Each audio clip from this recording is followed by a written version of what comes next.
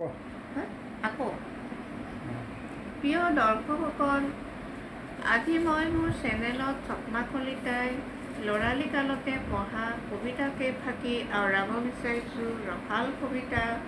আপোনালোকে শুনক আৰু মোৰ চেনেলটো ছাবস্ক্ৰাইব কৰক, লাইক কৰক, শ্বেয়াৰ কৰক আৰু কমেণ্ট কৰক। এয়া মই আৰম্ভ কৰিছোঁ।